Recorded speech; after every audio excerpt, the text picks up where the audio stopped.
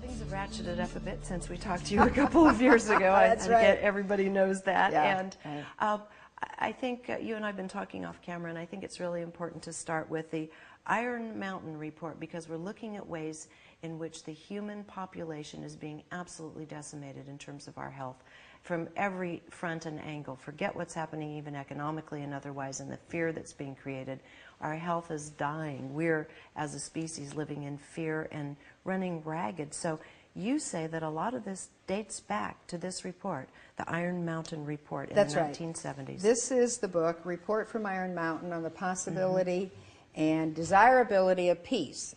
You hear a lot about peace now and the disarmament and how they want to make sure that countries are disarmed, and they want to disarm the citizens because we're going to have peace. Well, for thousands of years, rulers have kept their subjects under control by putting fear into their heart.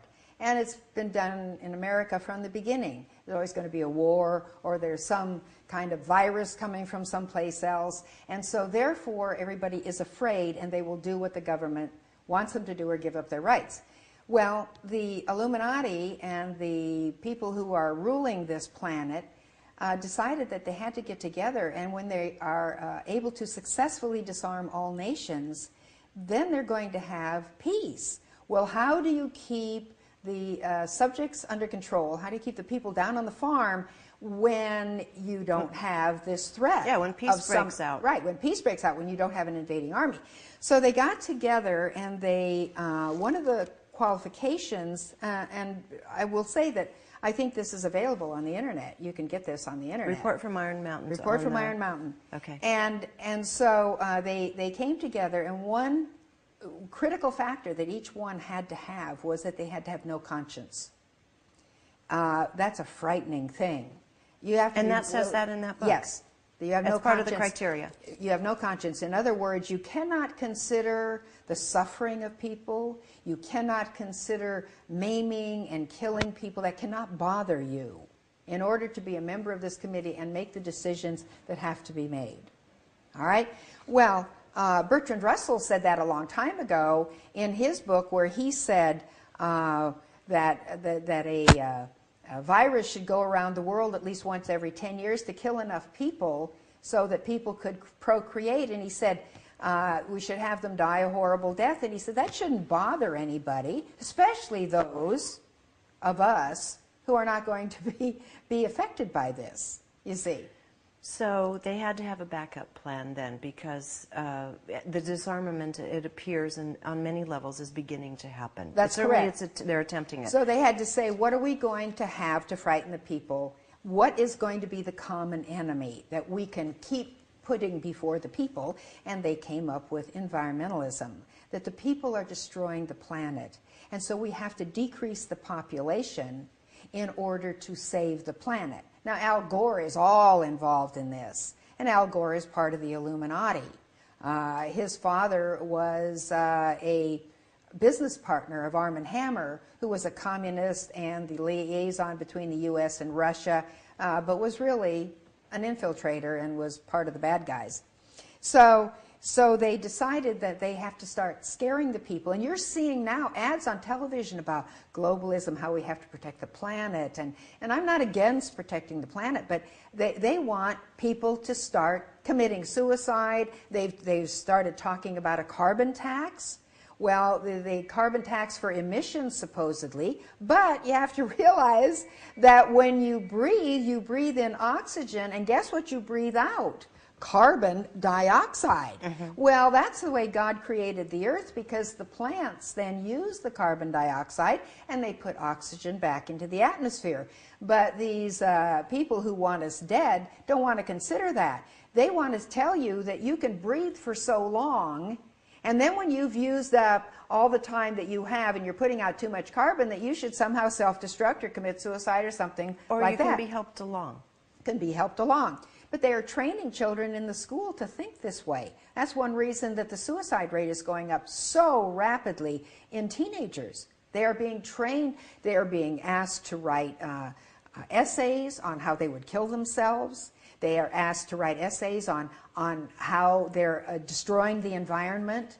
Yes. Because you're doing the planet a favor by killing yourself. That's what they're breeding into your mind with these young people.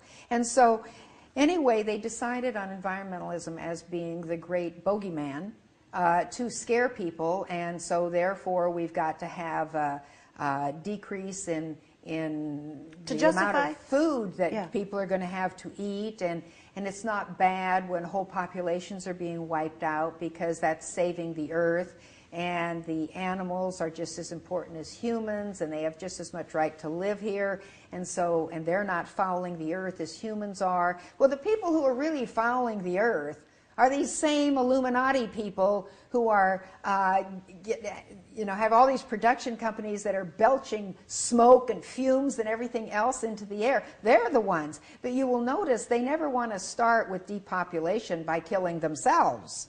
No. Okay? I have always suggested, well, if Al Gore thinks that there are too many people on the earth, then maybe Al Gore should be first to go.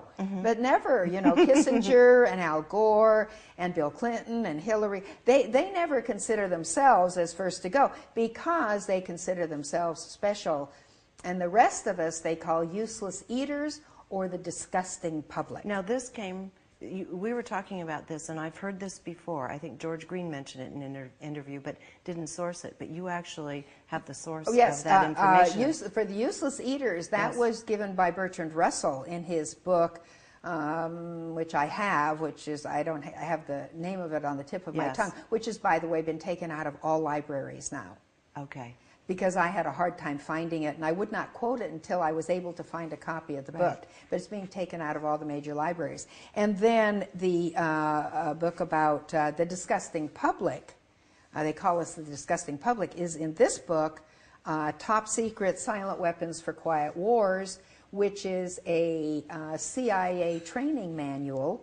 And you can find this on the website World as well. War III declared top secret, silent weapons for quiet wars. Right. Okay. And it shows how the population is being programmed, and it shows the formulas they are using, and they have found that it's just as easy to program a public around the world as it is to program a computer or to program a machine or to program a production line. They can program it with the same things. And one reason they do so many surveys to try to find out what people are thinking is it's all part of the programming. They do something, and then they do a survey to see how people are reacting to it. Some of the things that they do, some of the outrageous things they do, are just part of this plan to try to see how they can program the public. Right. See?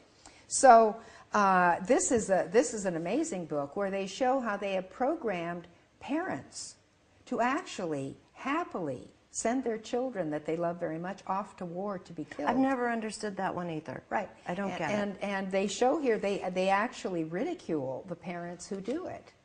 And yet, I mean, behind their backs, of course. Right. But how they have programmed the public to actually accept this, and the father, of course, is proud of his son going off to war. It's a manly thing to do when he's sending him off to his death. And so people don't understand how much they're programmed. People are programmed because all of this is coming in. It's coming in from everywhere. It's coming in from the churches. It's coming in from the schools. It's coming in from television, of which people sit in front of for hours every day. I'll tell you where it's also coming, the movie theaters, the propaganda for violence and war. You're a rock star if you go to war now. That's right. And that's why I never go to movies. I don't go to movies because I can tell you there is so much programming in the movies. There's so much programming in television. There's programming in the news. Right. And so they are constantly programming the public, and they are also assaulting the public with all of this terrible stuff that's going on until people get desensitized.